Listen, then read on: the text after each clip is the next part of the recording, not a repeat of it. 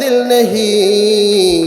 जिस दिल में अल्लाह नहीं, ओ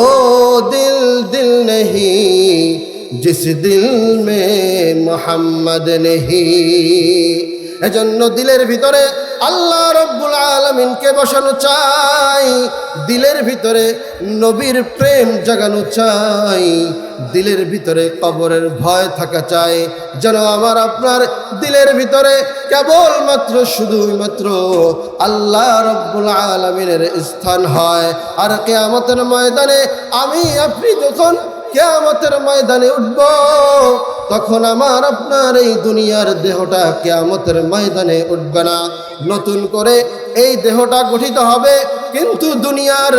জমিনে যেই কল্পটি আল্লাহ রব্বুল আলামিন দান করেছেন, ঠিক ওই কল্পকে কিয়ামতের ময়দানে রেখে আল্লাহ রব্বুল আলামিন কল্পকে জিজ্ঞাসা করবেন, ও বান্দা বলো তোমার কলবে আমি আল্লাহ কতটুকু আছি,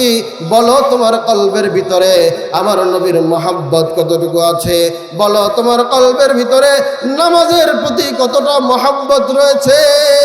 বলো তোমার কলবের ভিতরে রোজা পালনের কতটা মহব্বত রয়েছে, বলো তোমার কলবের ভিতরে কোরআন তেলাওয়াতের প্রতি মহব্বত কতটুকু রয়েছে, আগ্রহ কতটুকু রয়েছে, বলো তোমার দিলের ভিতরে দুনিয়ার জমিনে মৌতের আগ পর্যন্ত কিয়ামতের ব্যাপারে তোমার দিলের ভিতরে কতটুকু আগ্রহ উদ্দীপনা ছিল। ও বান্দা বলো, আজকে তুমি সাক্ষী দাও, আজকে যদি তোমার কল সাক্ষী দেয়, ও আল্লাহ আমার দিলের ভিতরে তুমি ছিলা, ও আল্লাহ আমার দিলের ভিতরে নবী মুহাম্মদ ছিল, ও আল্লাহ আমার দিনের ভিতরে কোরআনের প্রেম ছিল, ও আল্লাহ আমার দিলের ভিতরে ইসলামের ব্যথা ছিল, ও আল্লাহ আমি জীবদ্দশায় সবসময় কবর নিয়ে চিন্তা করেছি, ও আল্লাহ আজকের এই দিনে কিয়ামতের ময়দানে তোমার সামনে আমি দাঁড়াবো, এটা আমার দিল সাক্ষ্য দিয়েছিল। ও আল্লাহ আজকে আমাকে তুমি মাফ করে দাও। আল্লাহ রাব্বুল আলামিন বলবেন, ও বান্দা যেহেতু তোমার দিলটা আমি সাফ পেয়েছি,